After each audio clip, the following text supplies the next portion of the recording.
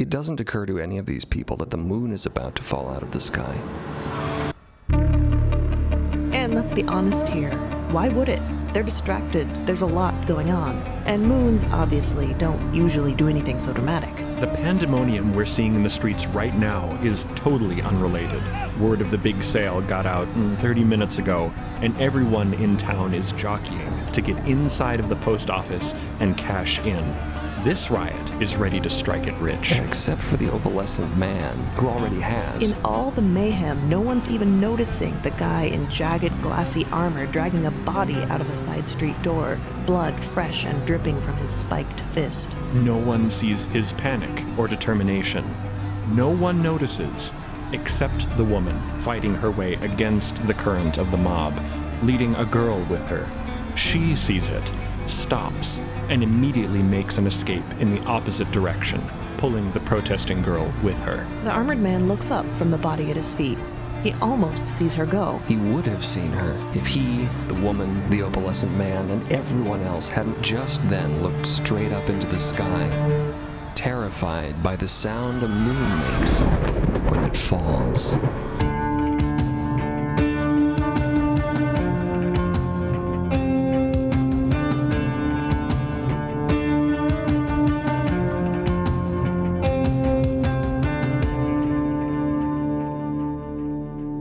There is nothing this far out in the desert. Nothing except for one small cabin of sorts. It's a sort of odd, handmade patchwork hovel, home to just one person. The person who lives here doesn't really care about design or coziness. She cares about utility and function. Currently, she is trapped in her cabin by a horrible monster. More on that in a moment. She's not alone in the cabin. Her dog companion is here as well. The dog's name isn't Companion. No, it's Landlord. The dog's name is Landlord. You heard that right. Now that we're clear on that point. He's sort of a hound, sort of sitting there on his cushion under the table. He lets out a little... He's really old. He's kind of tired of this shit, to be honest. Lark, that's the woman's name. She's a kind of rangy, leathery, hawk-eyed Clint Eastwood type, if Clint Eastwood had dreadlocks and was a woman. So Lark is putting a blindfold on Landlord. It's not the first time this has happened, and he puts up with it with this kind of resigned tiredness. It's a safety precaution. It's in his best interests. He's been used as bait, he's been used as a guard dog, he's even been used from time to time, though rarely, as a friend. Lark doesn't really have many friends. She would laugh at you if you suggested that Landlord was her friend. Landlord is her dog. He's not even her dog. He's a dog. He lives in the hut. She lives in the hut. They're both here right now, in the dark, both in danger. And there's a blinding outside. Off in the distance, in the strange darkness that has texture to it outside the window, there's a creature, a large, gray, possibly beast, lumbering slowly across the plain beyond her house. It has vaguely the form of a horse, or maybe a really large dog, like a Great Dane or something, but with strange, gripping claws on the ends of its legs, not hooves or paws. And its skin hangs loosely off of its bones. It really seems rather emaciated, but has this abundance of loose, pebbly, disgusting skin, like elephant skin hanging off of a dying horse. It's gross, and its head is even worse. Up a long, sinuous neck that reaches up to peer above the desert is a blooming morning glory-like mantle, a hooded frill. Flashes of light emit from tiny little barbs that emerge, that jut out from the center of this. The lights spackle the desert terrain, projecting into the dark, reflecting off of metal edges, sheet metal contours on Lark's shed, shack, house, hut. It's on the wrong side of the house, she thinks. Shit. She has a lantern in one hand, a hooded lantern with a trigger-activated lever. She's rigged it up herself. It has a tiny little spring attached. She can pop this hood open and shut. She is currently crouched down, back to the wall, underneath one of the very few windows that she has in her hut. She is inside, waiting for the right moment, and realizing that the blinding is in the wrong place. Carefully keeping her eyes shut to prevent any reflection, extends an arm, raises the lantern, clicks the lantern open and shut, creating a flash, attracting the blinding's attention. The blinding seems to have become fixated on the glass of the window pane on this side of her house, the window that she is currently crouching under. She should have prepared for that, of course, but, well, this is the situation now, and she's going to have to deal with it. She reaches out, giving Landlord a reassuring pat, reassuring him. She's fine. She doesn't care. She's done this before. In fact, she's so practiced at having hunted this particular variety of beast, she has prepared a lavish banquet for it. In the front yard, a cow carcass lying there, awaiting her prey. A cow is a good word for it. It may not be a cow in the strictest sense. It's similar to a cow. It has things in common with a cow. Eyes, principally being the most important in this case. The eyes are dead, but wide open, staring, and most importantly, still glassy and reflective. She has attempted to make it extra visible by carving its eyelids off. If only the blinding could see them. Anyway, back to the case of getting it around to the other side of the house. Lark, casting her eyes about the interior of her cabin, sees the small table that Landlord is currently crouched beneath, the few belongings that she has meticulously gathered over the course of her years here, small survival materials and so on, and identifies a shelf of some drying glassware hanging outside of the window on her front stoop. The blinding's lights, sort of a visual echolocation. Photolocation, maybe is the right term. Maybe we'll get lucky and that will be the right term. Its lights are beaming through the window just above her head, reflecting around in the interior of her cabin. It is pacing closer and closer through the darkness across the desert, zeroing in on her position. And now is her chance. Its lights are through the window. It is looking inside of her cabin, and she flashes her lantern across the space, not out the window, across the space at the glassware, which glimmers. The blinding moves with blinding speed. She instantly feels a change in the blinding's anatomy. Its musculature going rigid. There's sort of a small tremor that passes in the intervening space between the blinding and her house, and as its footpads come ever closer and begin to skirt round the cabin, she knows that her efforts have paid off. She also knows she's running out of time. The darkness inside her hut. Let's make this very clear. The darkness is outside because it is dark. The darkness is also inside, and we don't mean that in the sense that it is dark in both places. We mean that literally the darkness is inside of her hut. The darkness in this desert is not like any darkness you've ever known. It's more of a fog. It is a physical presence. It is dark matter hanging in the air, and this dark presence, this fog, is starting to retreat. It is soon to be day. And the moment it is, the blinding is gone.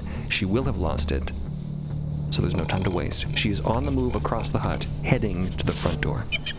She slips through it, silently. She's moving with precision, but speed. There's not a moment to lose. She's pulling something out of her pocket. It's a glove, a red glove.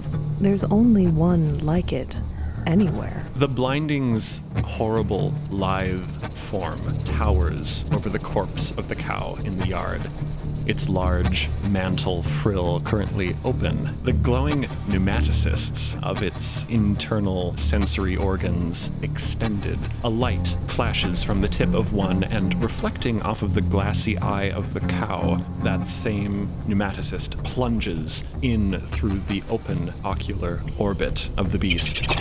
There's nothing quite like the sound of a blinding's barbs plunging into a dead creature's eyeballs. Or not necessarily even dead. Unfortunately, usually not dead. Lark is still approaching the blinding from behind, walking up to it calm as you please, pulling on this red glove onto her left hand. It's a strange glove, definitely handmade, hand-stitched seams running along it. The blinding eats very quickly. The cow is already starting to look a bit dried out, a bit desiccated, and the blinding's frill is wide open. Since Lark is behind it, she can see through the translucent flesh the blue-white glimmers of its bioluminescence. Flashing with pleasure. She reaches the creature's flank, reaches out, and strokes it as casually as if she were to give her dog a pat. Instantly, she can feel the skin of the creature attempt to seize up under her hand. Normally, a blinding, if confronted with violence, will react, its skin hardening into a carapace-like armor protecting itself. This causes the creature to not be worth quite as much once it has been processed. It also makes it near impossible to take down by more conventional means, in case you were wondering why Lark simply didn't charge up to it with a shotgun, which would be her normal way of doing things. No, she hunts them with her glove, touching them gently and putting them to sleep. Already, the blinding's muscles are contracting. It retracts its barbs from its meal and attempts to turn its head around to attack, but its reflexes are becoming sluggish already. Her red glove is still firmly in contact with its haunch. The muscle around that point of contact beginning to seizure and tremor very gently. The creature's back legs buckle underneath it. She continues to walk forward, stroking her gloved hand up the blinding's flank. The front legs fall. The glowing tips of the barbs are flashing in a sort of chaotic, disorderly pattern, slowly dimming. And they begin to wink out, one by one, going dull. Within minutes, the blinding is dead, and Lark, wasting no time, cuts it open. She's mostly interested in the skin. The meat of a blinding is no good to anyone. It's disgusting. It's good to a few people, but she doesn't care about those people. No, it's the skin with its remarkable transforming and protective qualities that is particularly valuable, but only if it is freshly skinned from a recently dead blinding. Landlord comes wandering out of the door of the house, having somehow extricated himself from his blindfold. That's bad. If he'd done that earlier, that might have been a severe problem. Lark's heart does a tiny somersault. No, she doesn't care about the dog. It's whatever. She does. She actually does. She has a very slightly soft heart. She would never tell you any of this, which is why we are telling you. Landlord, coming forward, is delighted to find a pile of blinding viscera and begins snuffling in it joyously. He's one of the things to which a blinding's meat is not totally disgusting. Lark wrinkles her nose at the sight and continues with her work. As Lark works busily with her knife, the gray darkness of the night thins slightly, going hazy, and then abruptly is gone. Instant, brilliant daylight. This dawn is like arriving in Oz. Red rocks, green succulents, a bright, vibrant desert. A vast curtain of obsidian fog slides back, exposing the landscape. A sheer wall of darkness, retracting laterally, spanning from land to sky, horizon to horizon, like an opaque ocean of ink, draining sideways, translating smoothly, its face phasing through plants, rocks, Lark's cabin, through Lark. There it goes. The night, on the move, gliding silently away. Lark doesn't even notice. She's busy carving up a monster. This happens every day. She's not the sort to appreciate unrise and unset every day. From the outside of the darkness, it has a definite reflective edge. You can't see through it. It's like obsidian, utterly impenetrable, gliding away from her over this incredible landscape dotted with enormous succulent plants the size of trees and huge redstone formations. Tiny desert critters, lizards slither away, a couple of odd birds, a few mirror hawks, concerned by the sudden bright light, escaping back into the darkness that they prefer. There is no sun. The sky itself is the source of luminance, a bright, pure, dazzling white. The curtain of darkness, stretching away across the landscape, suddenly passes over a tremendous hill, a glorious summit. This huge, red hill, a mountain almost, dominates the horizon. And a rough path trails off from Lark's cabin, connecting with a distant road, a road snaking toward the hill. She's already loading up the blinding's carcass onto her vehicle, we'll call it for now. It's a sort of motorcycle. It's sort of motorcycle. Sort of a monocycle. It has one large wheel. It has a small sidecar. She's throwing the grim heap of blinding flesh into the sidecar, a gruesome passenger. Gesturing, she attempts to send Landlord back inside. He doesn't notice, he doesn't care, so she doesn't care either. And firing up her cycle, wheels it out from an awning attached to her hut. She wheels off, cruising down the main road. Her destination, the craggy mountain in the distance, peppered by buildings. There's a town there. That's where she will sell the skin. And on high, above the mountain, above Lark on her cycle, there hovers oppressively the moon.